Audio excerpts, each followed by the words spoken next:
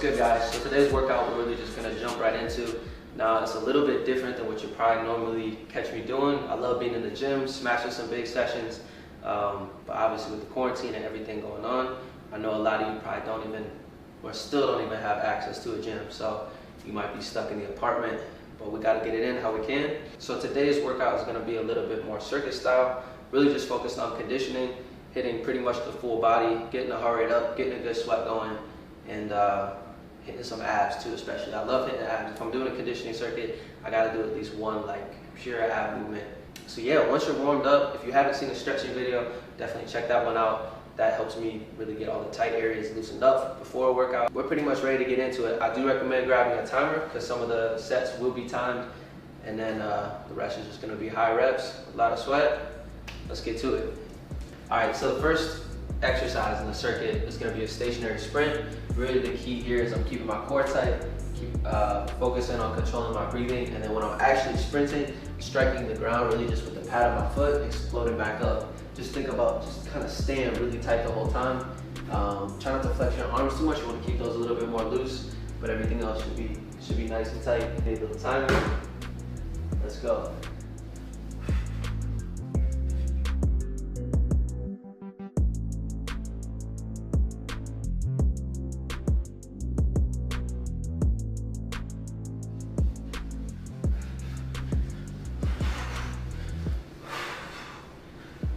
As soon as you're done with the sprints, we're gonna come down and one of my favorite movements. It's kind of a full body workout on its own.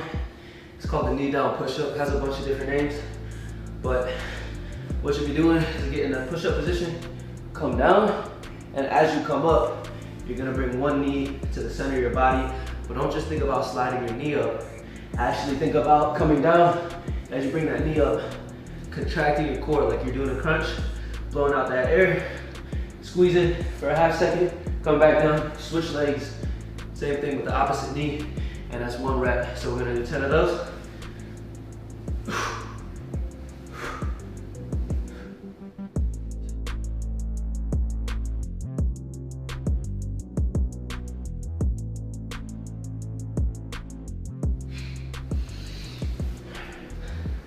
Set this little time. This thing's nice, man. I like this.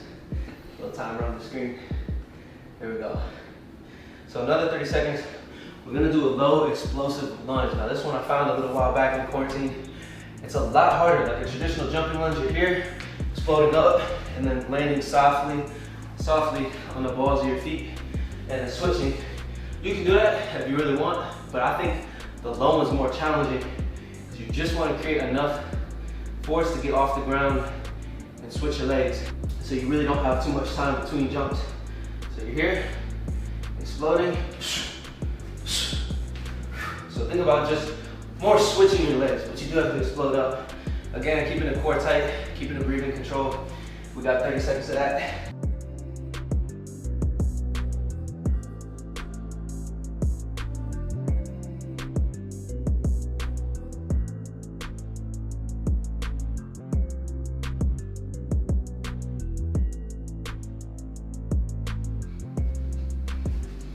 Okay. Back into another exercise for the abs. This one's gonna target the obliques a little bit more. Come down into a plank position. Come up. And now the key is keeping that plank position as strict as possible. So what that means is basically I'm just trying to keep my pelvis low to the ground, right? And I'm twisting, bringing my knee pretty much to the opposite elbow. Coming back, knee to the opposite elbow. But I want to really, like I said, focus on keeping my hips low, so I'm forced to work my abs a little bit more. I don't want to arch and make it easier on myself. So we got 12 aside. Let's get it.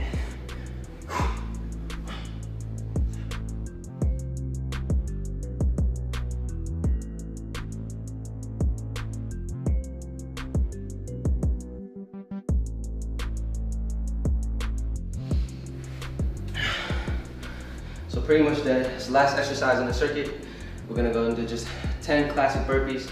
Now if you can, if it's comfortable, when you jump down, catch yourself with your chest, try to absorb the impact, and then come back up with both feet. I like that a little better, it makes it a little more challenging.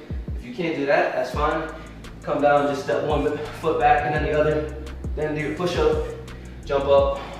Or if that's tough too, go down 1 foot at a time, come up 1 foot at a time, then go into the jump.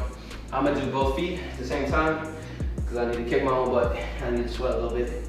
So 10 of these to finish it off.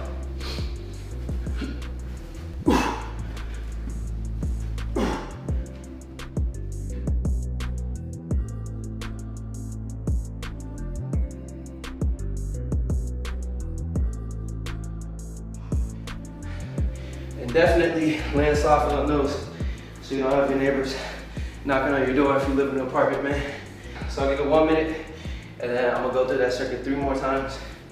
And that's it. You know, it's real simple. If you're really timing the whole thing out on your own, it'll be like 2.5 minute rounds. You can do really the whole workout. Man, you should be able to do it under about 15 minutes. Obviously, if you're new to it, try to focus on form, slow things down just a little bit. Your heart rate's still gonna go up, believe me. So I say we finish this workout off. Can get a protein shake.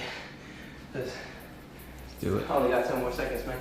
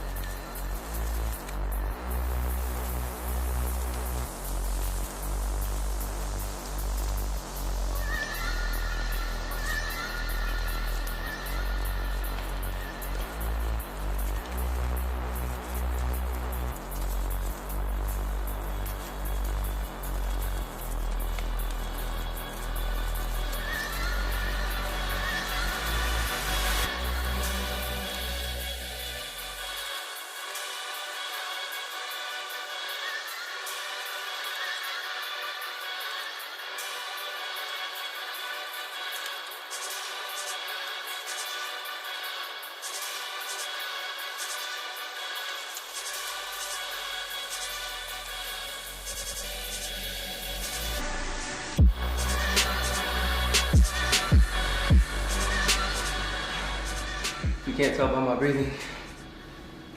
It's a good 14, 15 minutes of intensity, of intense work. And that's, for me, I like that. That's what works. Especially this, like, I'll run the stairs a lot during quarantine too. So if you guys have a good set of stairs, you can do some stair sprints. Like I used to pair maybe 10 stair sprints. Oh goodness, I can't breathe. With like parts of the circuit. So I would do like 10 sprints up the steps and then maybe 10 burpees, 10 knee down push-ups, give it a rest, do the sprints again. Mentally going, okay, maybe I can't get it in, not gonna have the weights, but I still wanna find something that's gonna challenge myself or I can be intense, push mentally, and yeah, get a good sweat, even in the apartment. So that's really it. If you're wondering, in case I get asked, I do sip on some BCAAs. They're not necessary at all. I will say there's some interesting research for real of the benefits of getting some branched chain aminos in when you're in a cut, so when you're in a caloric deficit, there's some studies that say it can help to preserve muscle tissue. But honestly, if you're new to subs, man, number one, if you're new to everything, is this, man, the refrigerator. Don't show them it because I need to get more food. But nah, for real, like, your diet's number one.